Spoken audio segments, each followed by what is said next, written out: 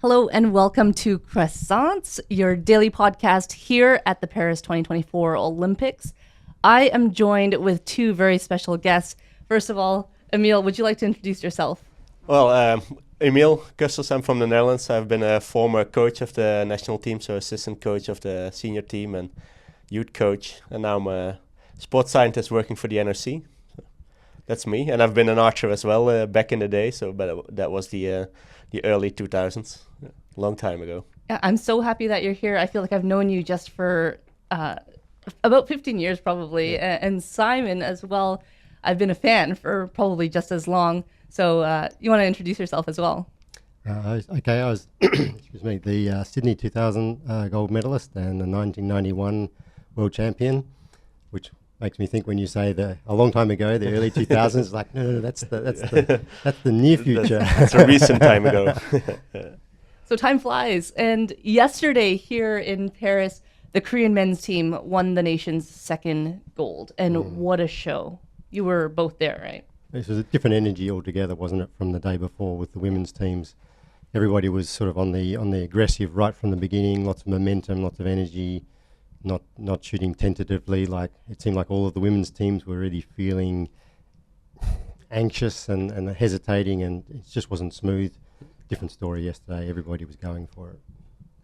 Yeah, did you feel the same, Emile? Yeah, I only saw the morning session like in the stadium, so I had tickets for the morning, and it was pretty exciting. Yeah, you could see and feel the energy of all the teams. Yeah. I unfortunately had to watch the finals on video.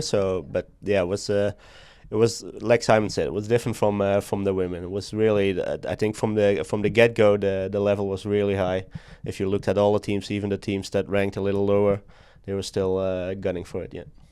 Still a lot of confusion, I think, at the beginning of the day for a lot of the teams in terms of the wind.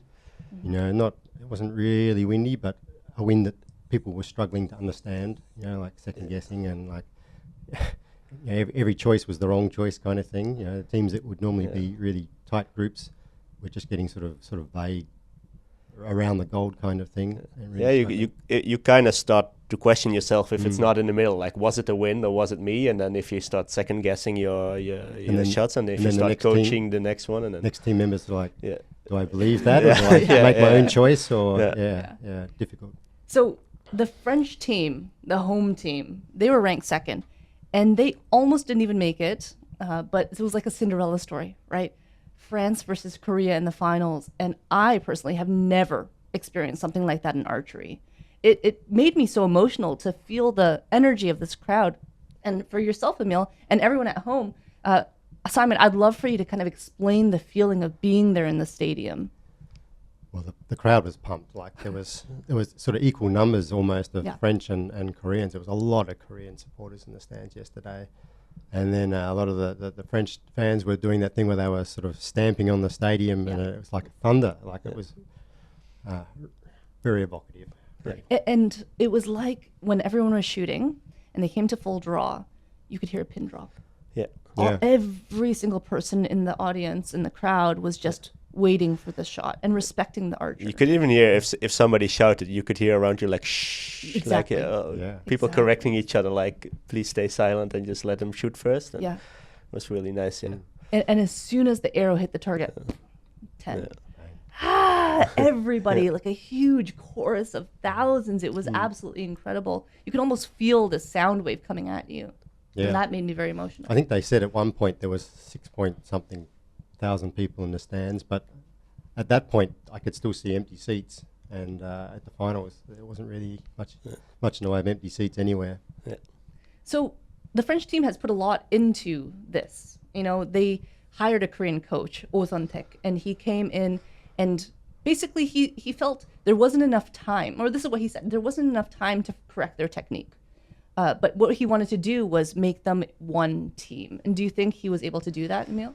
I think so, because leading up to, I think, up to last year, the results of the French team weren't that impressive. They were ranked kind of low on the world ranking list, and they only started winning this year. They won the European Championships, and they did well on World Cup. So I think they were just in time for it all to click and to come together as a team and to all perform at their best. So I think it was just in time. Yeah, I don't think another extra 1 or 2 years would have made it possible for them to win of this Korean team, because they were so much they were so good. But I think second was the best they could do, and they achieved it. So Yeah, they didn't really lose, did they? No, were they beaten definitely by- did not lose. They were like the deserved silver. Yeah, Yeah, definitely. Well, let's talk about that. Korea shot the lights out. amazing. Yeah. Just amazing. Do you think there was a team out there that could have beaten them, or was France the best bet? Yeah, I think so. Yeah, like Simon said, France won silver because they were the second. They were after Korea. They were the best team there, but Korea was really on a different level. Yeah. Yeah. So I was behind the scenes when France and Korea were waiting to take the stage. I was there for the whole day, really, but these moments right before both teams are going out to shoot their gold medal match was just so intense. And here's some behind the scenes information. France refused to actually sit in the actual waiting area. They sat outside. And yesterday was a hot day. We could see from your birds right on your leg. It was a hot day, but they decided to stay outside. Korea was inside. They're watching the previous match, the bronze medal match. They were talking and kind of like joking around. The moments before they lined up to go in, the French team had a huddle with Romain Giroud and Oh Son-taek. And what Oh told the archers was, no matter what happens, let's put on a good show. Yeah. We're going to go out, and if we're going to shoot eights, we're going to shoot damn good eights. Okay. Yeah. In contrast, the Korean team, Kim Woo-jin said to Lee Woo-seok, you're going to shoot this way. You know, you're gonna keep it short, you're going to keep it consistent, and you're going to stay focused. And then he said to Kim Jae-deok, like, you're going to have the intensity, right? You have to keep it up. You're going to, continue to follow through in your shots. And Kim Woo-jin said, and for me, I'm going to keep the big picture in mind, and I'm going to execute. So it was just a really beautiful moment.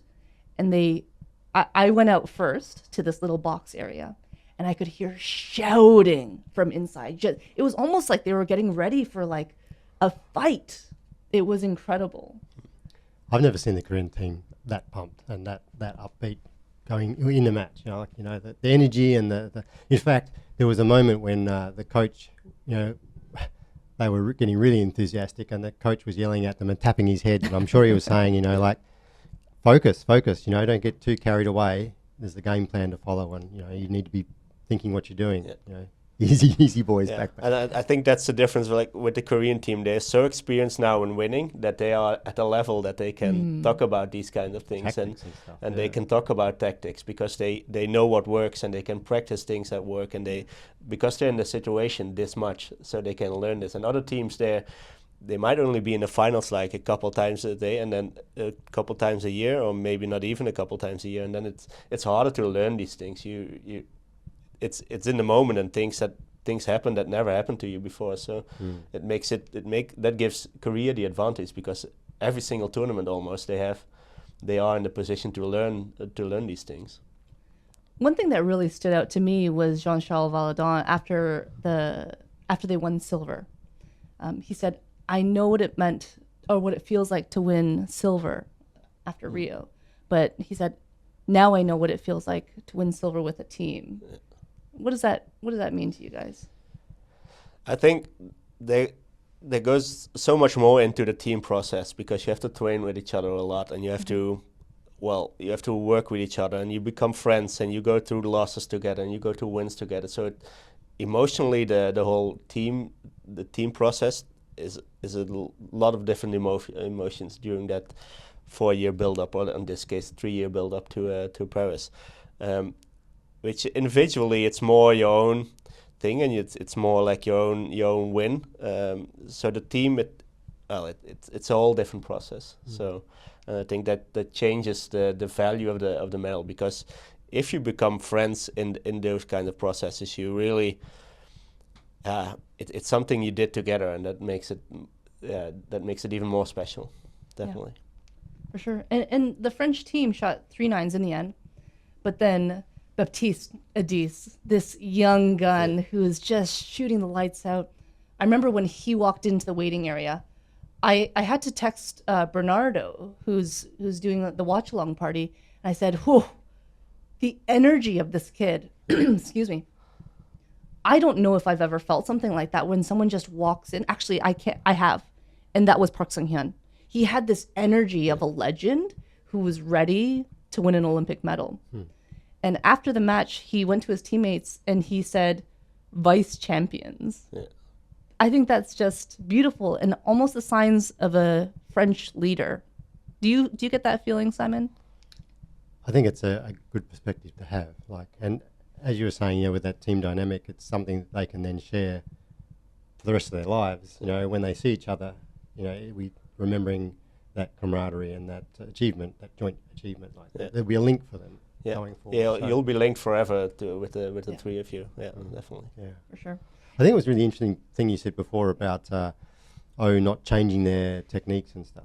Like I think that's a really unusual thing for Korean coaches who go to other countries to choose to do, and I think it's the right choice. I mean, that's I've done some coaching before and felt that I've made that decision too with some of the people I've worked with, where they've already proved that they can shoot well previously. Why would you change everything? Like, you're really just trying to make sure that they are able to find their good arrows, their good shots when they need it, and more of them. Like, they can shoot tens, just shoot more of them, rather than saying let's change everything. So, really canny and clever thing to do, I think. Yeah, definitely. And if you were to change someone's technique, you know, with not that much time leading up to the Olympics, what would that do to an archer mentally?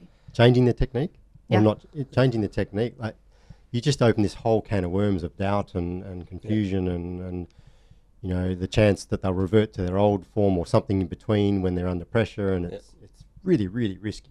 Yeah. And even for, well, if you're going to change technique, well, most of the times your scores drop for a certain period of time. And then if you go into qualification processes with like the French team, if you have to win your spot, it's really, I think it's, maybe you have the potential to, with this new technique, to get even better, but during that build up to the Olympic Games, if you don't qualify with all the struggles you have in changing your technique, there's no point in changing your technique because you wouldn't qualify. So it's really, and because after Tokyo it was only 3 years, and 3 years is for veteran athletes that already been shooting for a couple of years with a certain technique. It's really hard to change it. At the end of the day, our sport isn't about what you look like. Yeah. We don't look at Sport is archers. about hitting the 10. Exactly. That's all that matters at the end of the day. But one thing that really does help archers shoot more tens, and this is something we've touched on before in previous episodes, is timing. Yeah. And when it comes to Baptiste Adis, what I really noticed was that his timing was on point. I feel like we could actually take clips of all of his shots from all the matches he shot and overlay them. They'd probably be very, very similar. So can you talk about why timing is so important? There Simon? were quite a few examples yesterday of people having very long time. Even Mete. Exactly. You know, like shots like, I've never seen him take that long on a shot. It's like, this is too long. But Yeah. time's running out. You know, he can't afford to let down and start again. He has to shoot it. But really risky when you start stretching out the length of the time of a shot. Yeah. Partly they used to say that a bow that was held at full draw for too long actually changes its speed. I don't know that that's such a thing these days. I think that the components I don't think good it's enough. that fast anymore. Yeah, but certainly the archer's body, you know, the longer you're at full draw, the more the muscle tone and position has a chance to change. But the worst thing is, of course, the mental process. You know, you stop going from a prescribed routine that you have consistent timing and consistent movement and all of that kind of thing, to a situation where you're actually starting to think about choices. You know, will I change where I'm aiming? You know, you come up aiming in one spot because you've observed the wind and all of that kind of thing. You say, I'm going to aim in the 9, and then you're at full draw and you're there for so long you think, oh, maybe I should be aiming in the 8 now because the wind's a bit stronger, and then, you know, you lose the feel of the shot, and what's going to happen if this doesn't go well, and the longer you're there, the more chance you have of really random thoughts that could really come to at the detriment of the shot, and very dangerous. Kind of speaks to how important communication is amongst team members. In terms of picking a spot to aim. Exactly. Yeah.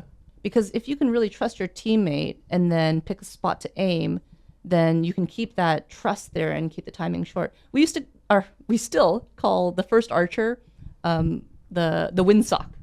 So it's almost like the first archer will just shoot, sometimes just in the 10, and they're a gauge, which helps now with the set system.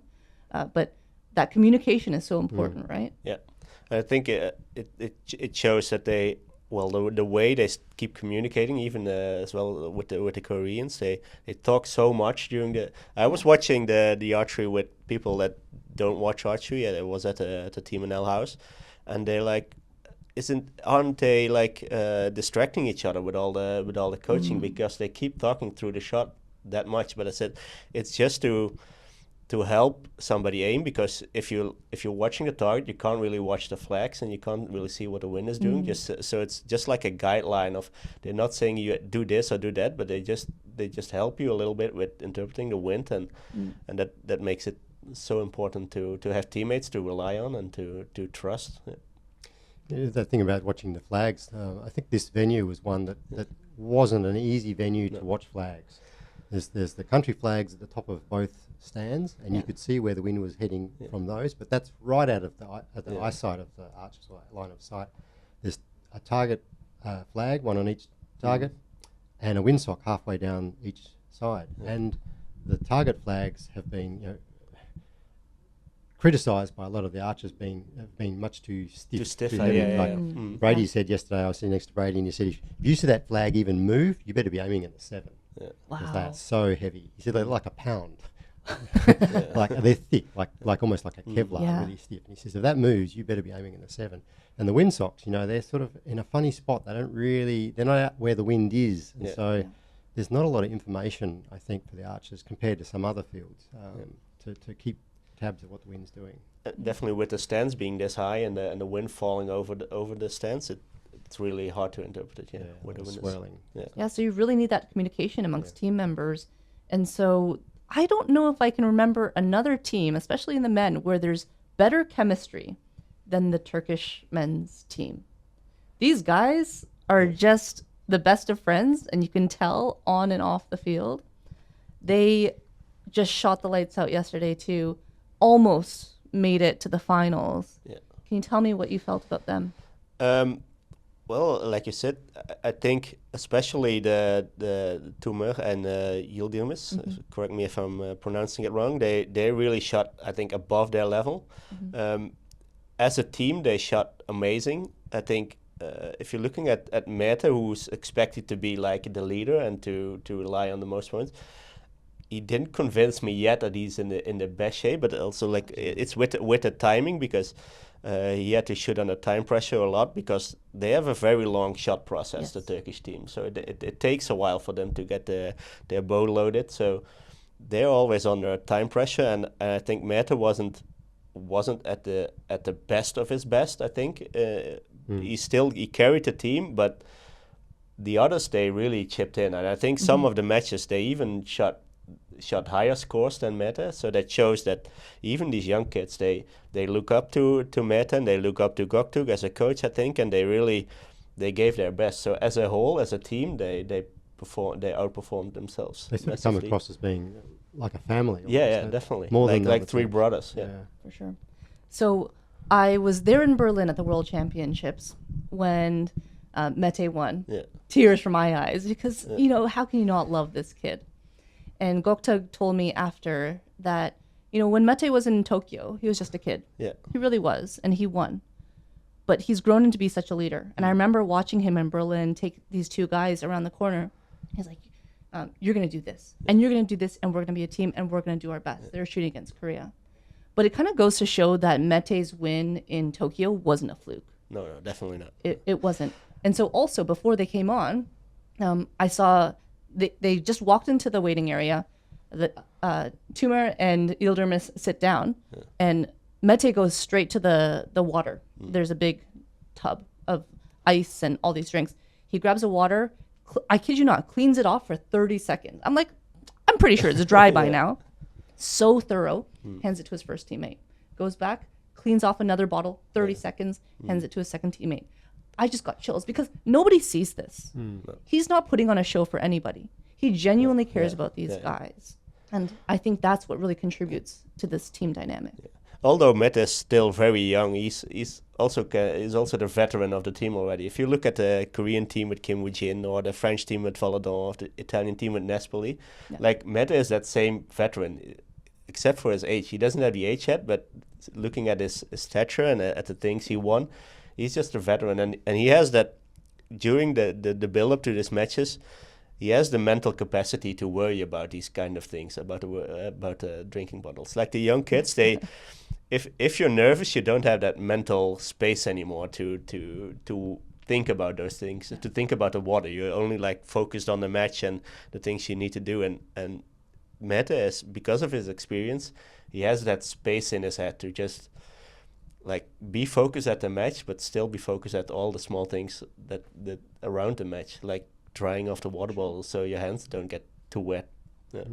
So we've seen Turkey really come up over the years. I remember when back when I first started, they weren't really all that much of a threat. They got a few medals here and there. Yeah, And mostly all the in way back to, I compound. remember there was a third place in the women's in the year that I won in '91, like all the way back then. So Turkey has had results over the years, but not like now. Not like now. No. Yeah, so this was historic for them. Their first team medal at the Olympics for Turkey. Yeah. And so what do you think this means for the country as a whole going forward, or specifically in archery, Simon? Well, I guess certainly it'll cement their place in their sporting infrastructure in Turkey, and in terms of funding and their programs, health, and going forward. And certainly their country people will know what is archery and be behind them, and I think it would have stabilised their program, and that's good for their future.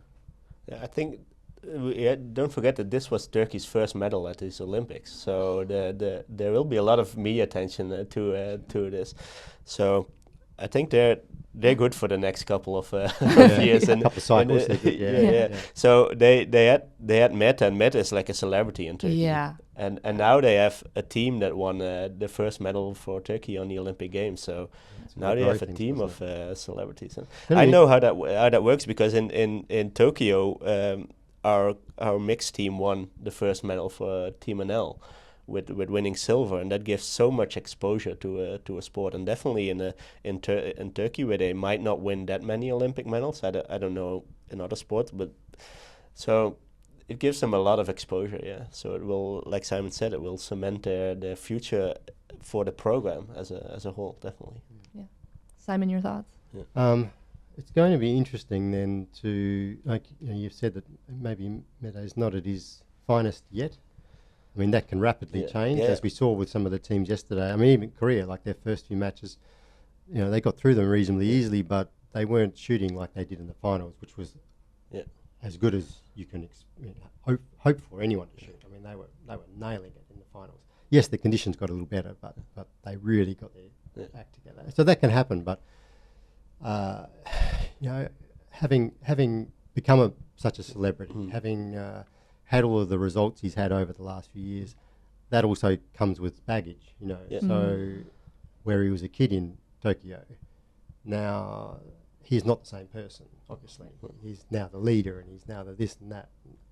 How is that going to pan out for him when it comes to the individual matches? The fact that they won a medal in the teams, I'm sure, has gone some way to lessen some pressure, because they've got a medal, they've had the charge of having the medal, and so that might balance things a bit, but I'm worried for him a bit about the extra pressure, the expectation that we all have after his result. Yeah, but I think, like I said, I didn't see the best Mette yet, because it was also because of the time pressure. I think the 10 seconds extra he gets for a shot will really make him relax a little bit more, because he had to shoot and let's go, because the time was running out, and I saw him shoot at the Europeans, and if he's on a roll, then you better watch out. So if he's it might not be in his advantage that he has to shoot 2 matches on one day and then continue with the other matches on another day, but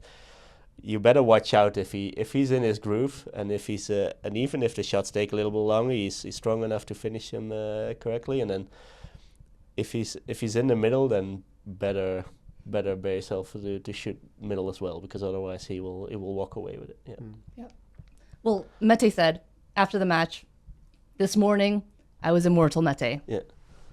And now I'm relaxed Mete. Yeah. So what do you think is going through his mind now that they've won a bronze? Individuals are coming up. I think it's challenging for the coach to get his mind really back into winning. So he should not relax too much, I think, because he won this medal by being immortal Mete, and he won his medal in Tokyo by being that. So he needs to be like, consider himself invincible to win. Yeah. What I love about that quote is it kind of goes to show that this team really meant so much to him. Definitely. And I think he's just as happy, if not maybe even happier, that he could have done it with his two teammates. At the end of the match, or before Mete shot his last arrow, you could see his two teammates, with their hands on their heads, just in anticipation. And that celebration was like they had just won gold. Simon, what do you remember from that moment? It's hard to remember now. There was so much going on yesterday. But yes, you're right. The bronze medal is not like as much of a minor achievement as people like to think. Only about the gold. Winning that bronze medal, particularly I guess when you've had the disappointment of losing the semi-final and like, oh no, it's slipping away. We have to regroup. We have to really fight for this, and so that you often get fantastic fights for the bronze medal because we slipped out of it now. Last chance. So I think the relief and elation that came with winning that was something to see. Yeah. I remember like the couple seconds before they put their hands on their head, they were already, if you see in the back when Mete was stepping to the line, they were already kind of like congratulating each other for like, it's going to happen, because they trust him so much to just deliver a good shot. And then so I remember that, seeing it in the back, they're like yes. Do you remember what he had to shoot to win? Was it like I think it was an 8. I think it was an 8. Yeah. And the chance of him not shooting 8 or better is, as you say, not very high. So I guess you'd feel fairly safe. Yeah. But then disasters happen, so there's always that little bit in your mind. Like, but he did shoot a 6 to start it. That's right. His first arrow. He shot a 6 in his first arrow, and he shot a 7 low, I think, in one of the matches. So the seed is there. But that's the difference with real champions. If it's really necessary, they step up to the line and just deliver a shot. Yeah. For sure. And so that comes back to the Koreans, where they got through with. Okay shooting and a few really good ends here and there to get through the early matches, but we see when they get to that final and this is the final bit, this is where we really need it. The level goes up, and they start shooting those 10s that are not just scraping in there, like arrows touching each other. Right, it's like on Saturday with the Korean team in the semis against the Netherlands, where they lost that epic third set where they shot 57 and the Netherlands came back with 3 10s to shoot 58, and they were like, okay, if 57 is not enough, then we're going to shoot 59 or 58 because this is not going to go to them. We're going to win this, and if you have 3 top level athletes that just have that mindset, then you see that these things happen. Yeah. Well, on a personal note, yesterday was one of the most significant days for me as an archer. Seeing thousands of people, the French crowd, the Korean crowd, everybody who is obsessed with archery, because if you're in archery, you're obsessed with it, right? Yeah. There's no middle ground. Or people who are seeing archery for the first time. It was such a beautiful moment. Yeah. And it kind of speaks to, how wonderful this sport is. And I'm so grateful. So on that note, thank you guys so much for being here and nerding out, talking with me. I really, really enjoyed my time with you. It was a pleasure to be here. Yeah. Thanks for having us. Thanks. So thank you, everybody, for tuning in. This was your daily dose of archery excitement here in Paris 2024. We'll be back tomorrow for another episode of Croissants.